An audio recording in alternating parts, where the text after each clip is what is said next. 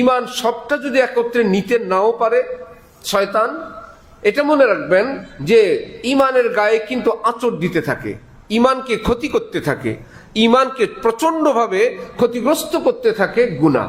হযরত ইমাম বুখারী রহমতুল্লাহ আলাইহি কিতাবের শুরুতে বিশাল একটা অধ্যায়, বিশাল একটা অংশ এই কথাগুলোকে কত ভাষায় কত ভাবে এই কথাটাকেই বুঝাইছেন। কেবল ছাত্ররা পড়তে পড়তে বাবারে কথা একটা আর কত ভাবে বলবেন, আর কত পৃষ্ঠায় বলবেন, কত শিরোনামে বলবেন, কত রঙে কত ঢঙ্গে বলবেন। হযরত ইমাম বুখারী বললেন যে ভাই, ইমান আছে বলে তুমি খুশি হয়ে যাও না। কোন ইমান আছে? ইমান কি অরিজিনালটা আছে না দাগ গলাটা আছে? ময়লা আবর্জনা মিশ্রিত ইমান, দুর্বল কমজোর ইমান না শক্তিশালীটা আছে?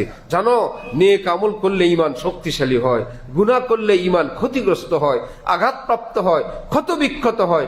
মুসলমান মনে করে ইমান তো আছেই, গুনাহের জায়গায় গুনাহ না, গুনাহ আমার আপনার ইমানকে ক্ষতবিক্ষত করে।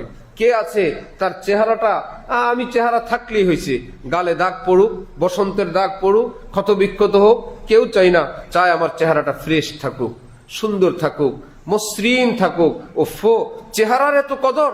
এটা পোকায় খাবে, মাটিতে খাবে, কীড়া সাপ দংশন করবে, কমপক্ষে মাটি হয়ে যাবে। সেই চেহারা বারবার দেখে আয়নাতে, কোনো দাগ পড়লো না তো, কোনো বৃদ্ধকালের কোনো ভাঁজ পড়লো না তো, আরো কিভাবে সুন্দর রাখা যায়? আপত্তি নাই, এই ফিকির করা যাবে।